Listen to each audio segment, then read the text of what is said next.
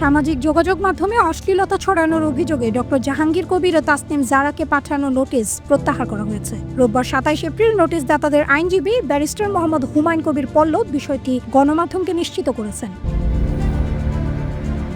উল্লেখ্য, গত ২৪ April Facebook, YouTube, TikTok, Likee সহ সব অনলাইন মাধ্যমে অশ্লীল ও পর্নোগ্রাফিক ভিডিও, বিজ্ঞাপন ও প্রচারণা অবিলম্বে বন্ধ করতে সরকারকে প্রয়োজনীয় পদক্ষেপ নিতে আইনি নোটিশ পাঠানো হয়। নোটিশে সামাজিক যোগাযোগ মাধ্যমে অশ্লীলতা ছড়ানোর অভিযোগে ডক্টর তাসনিম জারা ও জাহাঙ্গীর কবির সহ সংশ্লিষ্টদের বিরুদ্ধে ব্যবস্থা নিতে বলা হয়। ডক্টর তাসনিম জারার বিরুদ্ধে নোটিশে ব্যবস্থা নেওয়ার কথা বলায় ব্যাপক সমালোচনার মুখে পড়েন সংশ্লিষ্ট আইনজীবীরা। তবে সংশোধিত নোটিশে বলা হয়, অনেক খবরে বলা হয়েছে ডক্টর তাসনিম জারাকে আইনি নোটিশ পাঠানো হয়নি। ডক্টর তাসনিম জারার নামটি ঘটনাচক্রের রেফারেন্স হিসেবে ডক্টর জাহাঙ্গীর কবিরের সঙ্গে এসেছে। বিষয়টিকে অনেকে অতিরঞ্জিত করে অনলাইনে বাণিজ্য করার চেষ্টা করছে, যা অনাকাঙ্ক্ষিত।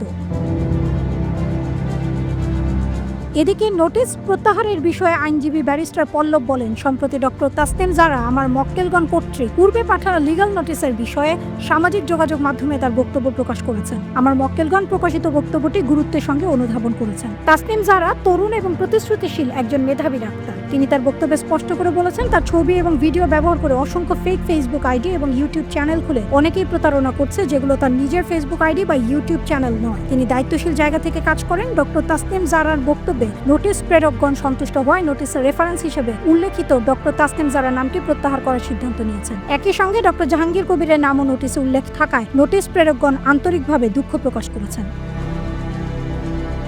হ্যালো এভরিওয়ান, আমি প্রার্থনা ফারদিন দেখি। প্রজন্ম টেলিভিশন ইউএস এর জন্য অনেক অনেক শুভকামনা। তাদের যাত্রা অনেক অনেক সফল।